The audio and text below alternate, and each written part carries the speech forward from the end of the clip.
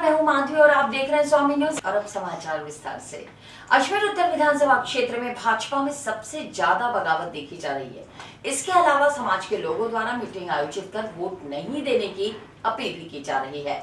आज सिंधी समाज के लोगों ने प्रेस वार्ता आयोजित कर अजमेर उत्तर विधानसभा क्षेत्र से भाजपा प्रत्याशी वासुदेव देवनानी को वोट नहीं देने की समाज के लोगों से अपील की। उन्होंने कहा कि लगातार पार्टी द्वारा 5 बार एक ही व्यक्ति को टिकट दिया गया, जबकि उनके द्वारा आज तक समाज के लिए कोई भी कार्य नहीं किया गया। सिंधी समाज के लोगों ने आज प्रेस वार्ता आयोजित कर अजमेर उत्तर विधानसभा क्षेत्र से भाजपा प्रत्याशी वासुदेव देवनानी को वोट नहीं देने के लिए सिंधी समाज से अपील की। सिंधी समाज के पदाधिकारी आहूजा ने कहा कि देवनानी द्वारा 20 साल से समाज के लिए और अन्य समाज के लिए किसी भी प्रकार का कार्य नहीं किया गया। उत्तर विधानसभा क्षेत्र में समस्याएं जस की तस हैं, इसलिए समाज द्वारा देवनानी को किसी भी सूरत में वोट नहीं दिया जाएगा। पिछले 20 सालों से हमारे यहाँ अजमेर उत्तर से वासुदेव देवनानी को प्रत्याशी बनाया जा रहा है और उसके द्वारा अजमेर के विकास के लिए कोई काम नहीं किया गया। फिर भी बीजेपी से यहाँ और भी काफ़ी लोगों ने टिकट मांगे, समाज सेवा से जो लोग जुड़े हुए हैं सिंधी लोग, उन्होंने भी टिकट मांगे। उन सबको दरकिनार करने के बाद वापस देवनानी को टिकट दिया गया है। तो मैं और हम कुछ लोग मिलकर के सिंधी समाज से निवेदन करना चाहेंगे कि सिंधी समाज के नाम से ये लोग नेतागिरी करते हैं, सिंधी समाज के नाम से आगे बढ़ते हैं, लेकिन सिंधी ही नहीं, किसी शहर के लिए, किसी भी अच्छे व्यक्ति के लिए कोई काम नहीं किया इन्होंने।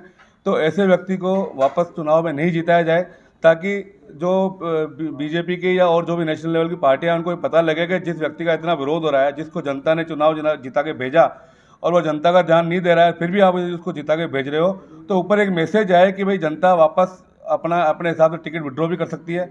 तो आज का जो मुख्य उद्देश्य है वो ये है कि देवनानी का समर्थन नहीं करें शहर की जनता, और ख़ास तौर पे सिंधी समाज के लोगों से मैं निवेदन करने के लिए आया हूँ कि वो इस देवनानी का समर्थन नहीं करें। समर्थन की जहाँ तक बात है, अभी कांग्रेस का भी प्रत्याशी आया नहीं है। 9 तारीख तक सारी स्थितियाँ क्लियर होगी। 9 के बाद समाज के गणमान्य नागरिक जो भी लोग हैं यहाँ पे, जो हमेशा से शहर में अव्वल स्थान पे रहते हैं, समाज के लिए बात करते हैं, समाज के पदाधिकारी हैं, वो सब लोग 9 तारीख को मिलकर के मीटिंग करने के पश्चात निर्णय लेंगे। एटलीस्ट देवनानी का सपोर्ट कोई भी नहीं करेंगे, और यही मैं निवेदन करने आया हूँ।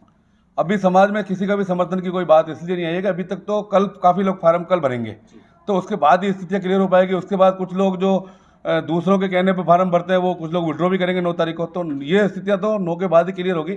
इस समय और इंडिविजुअली हम 5, 7, 10 जने तय करने की स्थिति में भी नहीं है कि हम लोग किसके साथ देंगे। समाज पूरा एक जाजम पे बैठेगा, समाज निर्णय करेगा। उसके बाद जो 9 तारीख के बाद आपको एक बार और मौका देंगे, आपकी सेवाएं और ली जाएगी, एक मैसेज दिया जाएगा कि देवनानी के विकल्प में हम लोग इनके साथ हैं, इनको टिकट दिया जाए। सिंधी समाज के हमारे यहाँ लोकल में जो 2-3 बड़े संगठन हैं वो सब साथ हैं, लेकिन कहीं ना कहीं पार्टियों से जुड़े हुए हैं।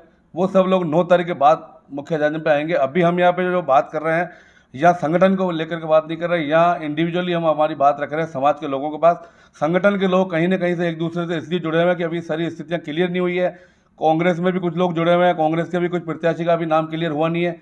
इसलिए आज इस स्टेज पे हम लोग किसी संगठन से जुड़ करके बात नहीं करना चाहेंगे, हम इंडिविजुअली बात करेंगे। कोई निवेदन कर रहा हूँ कि ये सब स्थितियाँ 9 के बाद ही क्लियर होगी। कुछ कैंडिडेट यहाँ उतरे हैं, नहीं 9 के बाद नहीं उतार सकेंगे, लेकिन जैसे आप पार्टी का कैंडिडेट भी सिंधी का है, आरएलपी का भी सिंधी कैंडिडेट खड़ा हुआ है। समाज किसको समर्थन देता है? समाज एक व्यक्ति को समर्थन देगा। सामाजिक लेवल पे मीटिंगें अभी चल रही है, वो सब स्थितियां 9 के बाद ही क्लियर करते हैं। देवनानी का समर्थन कोई भी नहीं कर रहा है, और मैं उसी बात के लिए और आम जनता से निवेदन करने हूँ आपके माध्यम से, मीडिया के माध्यम से, कि देवनानी का समर्थन नहीं करे। उसके हमारे पास बहुत सारे कारण है, वो भी मैं आपके माध्यम से, मीडिया के माध्यम से मैं शेयर करना चाहूँगा। अनादि सरस्वती का यदि टिकट फाइनल हो जाता है, तो वो सामाजिक लेवल पर ही सभी समाज के पदाधिकारी जो हमसे सीनियर हैं, वो सब लोग ही निर्णय लेंगे। इस स्टेज पे मैं वही निवेदन कर रहा हूँ कि आज हम यहाँ किसी के समर्थन की बात नहीं कर रहे हैं, यहाँ आज हम केवल और केवल देवनानी के विरोध की बात करने आए हैं। अजमेर उत्तर में लगातार 20 साल से आदरणीय विधायक महोदय निसंकोच बिना किसी विरोध के जीते आ रहे हैं, और इनको ऐसा लग गया है कि अब इनके बराबरी में कोई नहीं है। और ये जैसे जैसे आदमी ज़्यादा पद पे रह जाता है तो वो निसंकोच हो जाता है और उसकी खाल मोटी हो जाती है। तो ये मोटी खाल वाले गेंडा प्रवृत्ति का आदमी अब समाज से दुष्कारा जा रहा है। सर्व सिंधी समाज अजमेर की ओर से टिकट बंटवारे से 2 माह पहले से ही हमने बीजेपी को और कांग्रेस को यह निवेदन किया था कि इस 20 साल के अंदर जो कांग्रेस हार रही है, उस कांग्रेस से यह मांग की थी कि आप सिंधी को उतारो, सिंधी का किसी न किसी का पद यहाँ चालू करो ताकि सिंधी समाज उससे पुरस्कृत हो सके। और बीजेपी को निवेदन किया था कि अनेक यंगस्टर हैं, जवान हैं, और इस गेंडा प्रवृत्ति के आदमी को यहाँ से हटाओ ताकि अजमेर को छुटकारा मिले। हम एक दल बना के बीजेपी के कार्यालय जयपुर गए, वहाँ के सारे पदाधिकारियों से मिले और उन्होंने हमें आश्वस्त भी किया, लेकिन क्योंकि ये आरएसएस से जुड़े हुए हैं और आरएसएस पदाधिकारी बीजेपी पदाधिकारियों के ज़्यादा हावी है, इसलिए ये वापस टिकट ले आए। लेकिन सर्व सिंधी समाज अजमेर इस बार लगभग ये तय कर चुका है कि देवनानी जी को हराना है।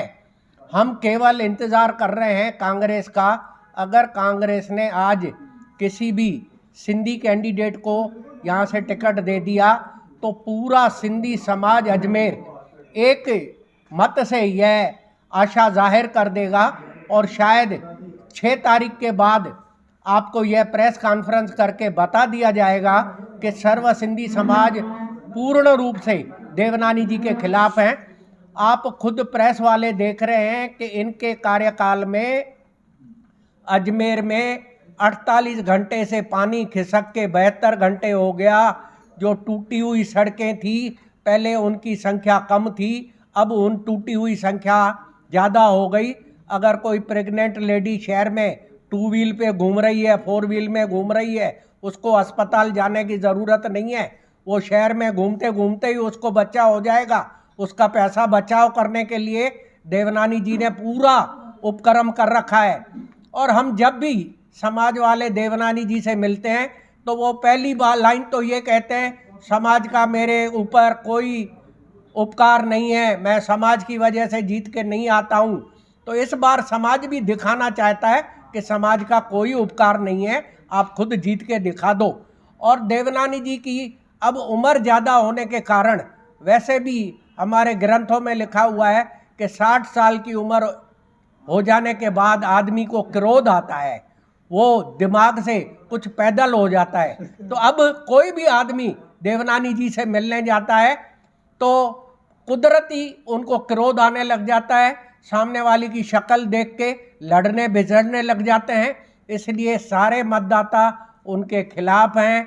सर्व सिंधी समाज इस बार पूर्ण रूप से यह फैसला लेने की तैयारी में है कि देवनानी जी को वापस उदयपुर भेजेंगे। उन्होंने उदयपुर में अपने बड़े बड़े कॉम्प्लेक्स और बड़ी बड़ी होटलें तैयार कर ली है, जाके वहाँ हिसाब किताब करें। पढ़े लिखे हैं, जाके उनका अकाउंट संभालें, इस शहर को छोड़ें। जिस एरिया के ये रहने वाले हैं फाईसागर रोड की, उस फाईसागर रोड की सड़क बड़ा रोने धोने के बाद अभी 2023 में बनी है। उसका सबसे बड़ा उदाहरण आप प्रेस वाले हैं। जिस आदमी ने अपने पड़ोस को ही डेवलप नहीं किया, उसने शहर को कितना डेवलप किया। राजस्थान में विधानसभा चुनाव को देखते हुए राजनीतिक दलों द्वारा अनेक जगह उम्मीदवारों की घोषणा कर दी। अजमेर में भी उम्मीदवारों ने नामांकन भरने के बाद अपना प्रचार प्रसार शुरू कर दिया है। आज इसी संदर्भ में अजमेर दक्षिण विधानसभा से कांग्रेस प्रत्याशी द्रौपदी कोली के समर्थन में पूर्व विधायक डॉक्टर राजकुमार जयपाल के निवास पर एक मीटिंग का आयोजन किया गया। इस बैठक में कांग्रेस के जीते और हारे हुए पार्षद उपस्थित रहे। मीटिंग में सभी को जिम्मेदारियां सौंपी गई कि प्रत्येक वार्ड में द्रौपदी कोली को जिताने के लिए सभी को एकजुट होकर कार्य करना होगा। राजस्थान में विधानसभा चुनावों को देखते हुए राजनीतिक दलों द्वारा अनेक जगह उम्मीदवारों की घोषणा कर दी गई है। अजमेर में भी उम्मीदवारों ने नामांकन भरने के बाद अपना प्रचार प्रसार शुरू कर दिया है। आज इसी संदर्भ में अजमेर दक्षिण विधानसभा से कांग्रेस प्रत्याशी द्रौपदी कोली के समर्थन में पूर्व विधायक डॉक्टर राजकुमार जयपाल के निवास पर एक मीटिंग का आयोजन किया गया। इस बैठक में कांग्रेस के जीते हुए और हारे हुए पार्षद उपस्थित रहे। इस संबंध में डॉक्टर जयपाल ने जानकारी देते हुए बताया कि द्रौपदी कोली को जिताने के लिए अलग रणनीति बनाई गई है, जिसमें समस्त हारे और जीते हुए पार्षद अपनी महत्वपूर्ण भूमिका निभाएंगे। उन्हीं के नेतृत्व में उनके वार्ड में मतदाताओं से संपर्क किया जाएगा और कांग्रेस प्रत्याशी को जीत दिलाई जाएगी। आज नगर निगम अजमेर के हारे हुए जीते हुए जो कांग्रेसी पार्षद थे, उनकी एक आवश्यक मीटिंग बुलाई गई, जिसमें ये निर्णय लिया गया कि साउथ से, क्योंकि अभी साउथ का ही टिकट डिक्लेयर हुआ है, साउथ सुश्री द्रौपदी कोली को हम सब तन मन धन से एकजुट होके सारे मतभेद बुला के उनको जिताएंगे। और इसी संदर्भ में हमने वार्ड वाइज जो हारे हुए जीते हुए पार्षद है, वार्ड वाइज उनको जिम्मेदारी सौंप दी है और उनको ये कर दिया है कि वो वार्ड में वो ही सारी जिम्मेदारी लेंगे और 10-10 नाम इमीडिएटली देंगे जो कि पूरे वार्ड को संभालेंगे। उनके जो हारे हुए जीते हुए पार्षद के नेतृत्व में ही वार्ड वाइज चुनाव लड़ा जाएगा। यही स्ट्रेटेजी तय हुई है। किसी को न तो बिठाने की आवश्यकता है और न ही चुनाव में किसी प्रकार से किसी से समझौता करने की आवश्यकता है। आला कमान ने जो निर्णय और डिसीजन लिया है वो हमारे लिए सर्वोपरि है। हम तो बूथ लेवल पर जो कार्यकर्ता है उन कार्यकर्ता में रिफ्रेश करने के संदर्भ में कि भाई हमें बूथ लेवल पर कार्यकर्ता को बिठाना है, क्योंकि कुछ कार्यकर्ता असंतुष्ट है, तो इस वजह से हम बूथ लेवल पर बाकायदे कार्यकर्ताओं को जोड़ने के लिए, व्यूह रचना बनाने के लिए कि किस बूथ में किस कार्यकर्ता को जिम्मेदारी दी जाए, तो वो डॉक्टर जयपाल जी के नेतृत्व में, विजय जैन के नेतृत्व में ये कार्रवाई करने के लिए आज हमने यहाँ बैठक बुलाई है, बूथ लेवल पे कार्यकर्ता को सक्रिय करने के लिए और चुनाव में उनसे। अजमेर दक्षिण विधानसभा क्षेत्र से भाजपा प्रत्याशी अनीता बघेल ने आज दक्षिण विधानसभा क्षेत्र में भाजपा चुनाव कार्यालय का उद्घाटन किया। इस मौके पर अनीता बघेल ने 4 ई-रिक्शा को प्रचार प्रसार के लिए रवाना किया। इसके अलावा कांग्रेसी विचारधारा से जुड़े हुए 6 युवाओं को भाजपा ज्वाइन कराई। अजमेर दक्षिण विधानसभा क्षेत्र से भाजपा प्रत्याशी अनीता बघेल ने आज दक्षिण विधानसभा क्षेत्र में भाजपा चुनाव कार्यालय का उद्घाटन किया। इस मौके पर अनीता बघेल ने 4 ई-रिक्शा को प्रचार प्रसार के लिए हरी झंडी दिखाकर रवाना किया। इसके अलावा कांग्रेस विचारधारा के 6 युवाओं ने आज भाजपा ज्वाइन की।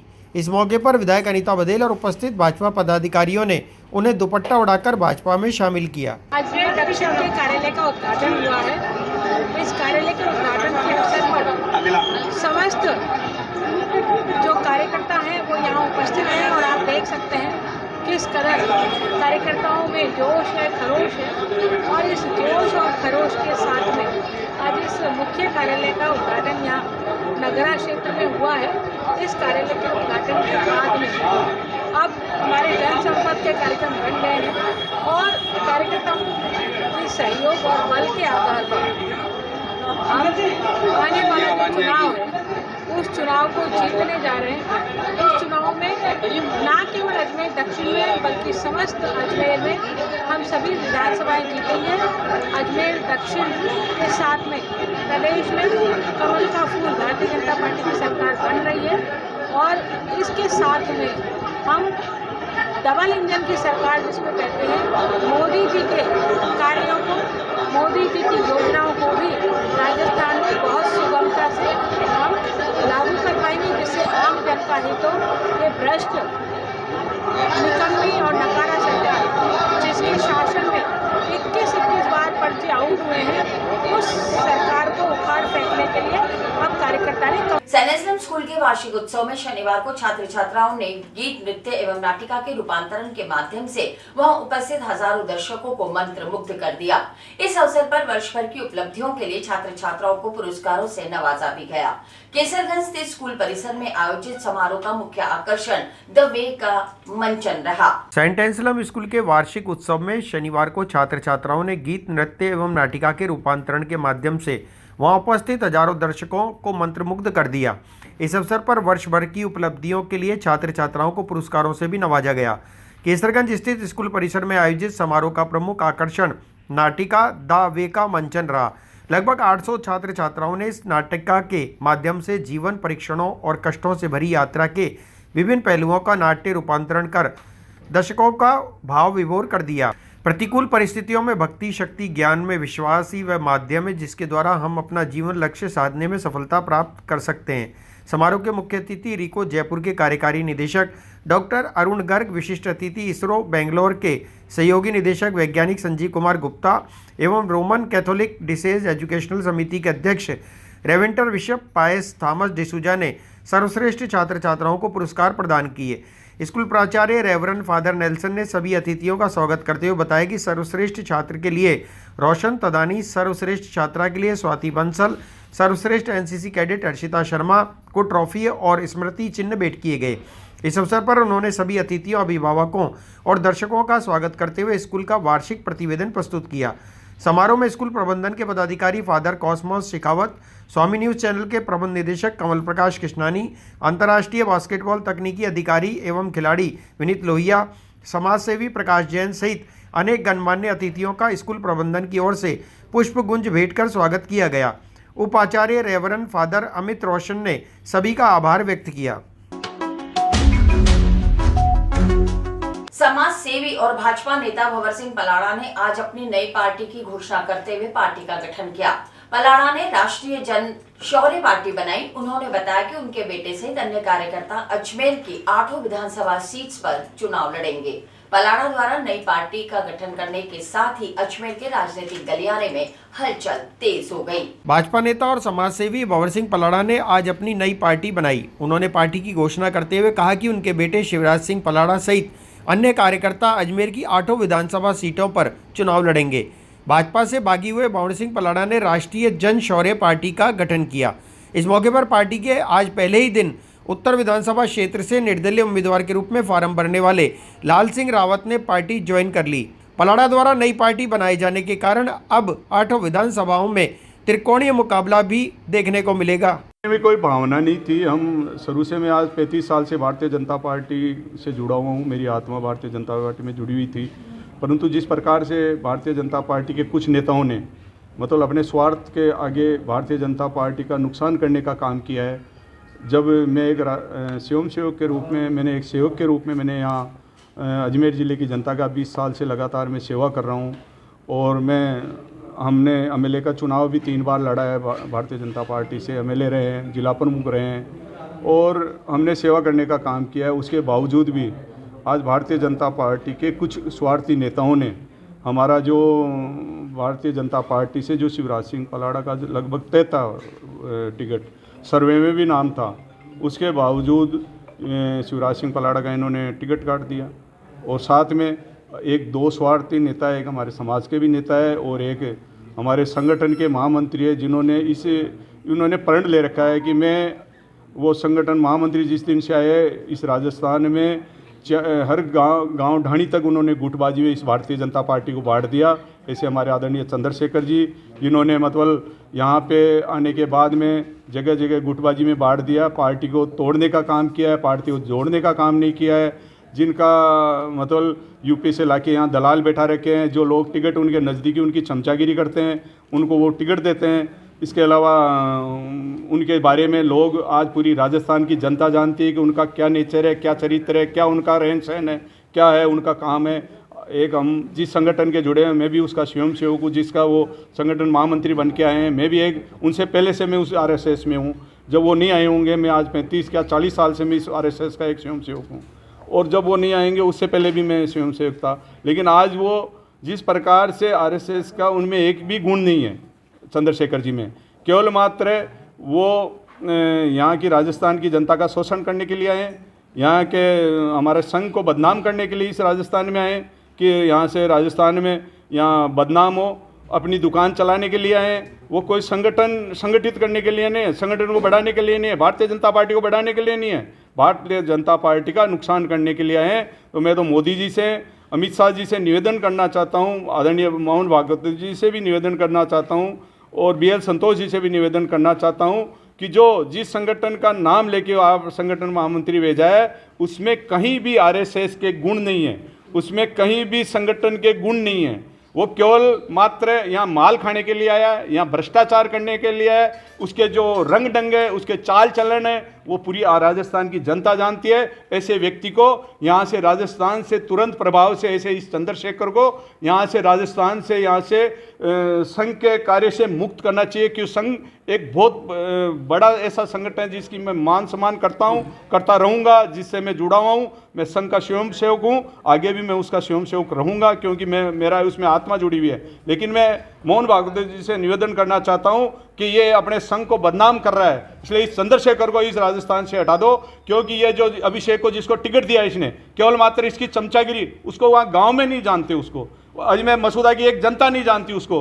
उसने चुनाव लड़ा है, अभी मेरे को कहते हैं बागी, आपने जिला प्रमुख बागी लड़ लिए। अरे मैं तो फिर भी बीजेपी का काम किया है, मैं तो आज भी किसी, मुझे कई पार्टियों ने बुलाने का कोशिश की, लेकिन मैं कई पार्टी में नहीं गया। मैंने स्वाभिमान से समझौता नहीं किया, मैंने कहीं भी झुकने का प्रयास नहीं किया। जिस पार्टी में रहा मैंने कहा उससे जुड़ा रहूँगा। लेकिन आज जिस प्रकार से हमारे साथ उन्होंने धोखा किया है दो नेताओं ने, उन दो नेताओं की वजह से आज इस अजमेर ज़िले को, पूरे अजमेर ज़िले में, मैं कह सकता हूँ आटू विधानसभा में आज बहुत बड़ा नुकसान होगा, अजमेर संभाग में बहुत बड़ा नुकसान होगा। आप आने वाले समय में आप काउंटिंग कर लेना कि कितनी सीट यहाँ से राजस्थान की भारतीय जनता। ऐसा कुछ नहीं है इनके, तो वो मेरे अलावा लोग थे तो दूसरे को दे देते, कोई अच्छे कार्यकर्ता को दे देते। जो जिस कार्यकर्ता का कोई कुछ बीजेपी में सदस्यता ही नहीं होगी, जो मैं तो उसी क्षेत्र का रहने वाला हूँ, कभी उसको देखा नहीं मैंने काम में। केवल चंद्रशेखर जी को पराठे खिलाता है घर पे बुला के, इसलिए वो चंद्रशेखर जी केवल उसको पराठे खिलाने के चक्कर में ही उसको टिकट दे दिया उसने। पराठे के चक्कर में घर पे आते हैं रोज़ वहाँ ब्यावर में, इसलिए इन्होंने उसको टिकट दिया है। केवल मात्र उसकी काबिलियत इतनी है कि उसको घर पे बुला के पराठे चंद्रशेखर जी को खिलाता है, इसलिए उसको टिकट दे रहे हैं वो। सबसे पहले मैं आपको ये बताना चाहूँगा कि जो इलेक्शन की जब रणनीति चालू होती है तो उससे सबसे पहले कराया जाता है सर्वे। कौन फील्ड के अंदर काम कर रहा है, कौन जनता के कार्य कर रहा है, कौन जनता के सुख दुख सुन रहा है, यही बात देखी जा रही है। जब सर्वे में जो आदमी जिसने कभी यहाँ इस मसूदा की धरती पे पैर ही नहीं रखा, जिसने कभी एक सेकंड के लिए भी इस पार्टी के लिए कार्य नहीं किया, उसको आप टिकट दिया जा रहा है। यही आप देख रहे हो पूरे राजस्थान के अंदर। जहाँ हम चित्तौड़ की बात करते हैं तो चित्तौड़ के अंदर भी सर्वे हुआ, तो सर्वे में भी कहीं बाहर के कैंडिडेट को लाके उतार दिया, वहाँ भी भारतीय जनता पार्टी को नुकसान उठाना पड़ा है। तो ये जो पार्टी के अंदर इन कई दलालों ने जो ये किया है, इसको पार्टी को बहुत बड़ा नुकसान होना चाह रहा है। जो पार्टी की नीतियों के खिलाफ में जाके इन लोगों ने जो फैसले लिए, ये बड़े पार्टी के लिए बहुत गलत किया गया है। और हम निश्चित रूप से जो हमने जो कार्य किए, जो हमारे 5 से 10 साल के अंदर हमने जो कार्य किया है, जो विधायक रहते हुए हमने कार्य किए, जो हम जिला परिषद रहते हुए हमने कार्य किए, उसी के बतौर पे हम जनता से वोट मांगे, उसी बतौर पे हमने जनता से आशीर्वाद लिए। और इसके साथ ही समाचार बुलेटिन समाप्त होते हैं। मुझे दीजिए इजाजत, देखते रहें स्वामी न्यूज।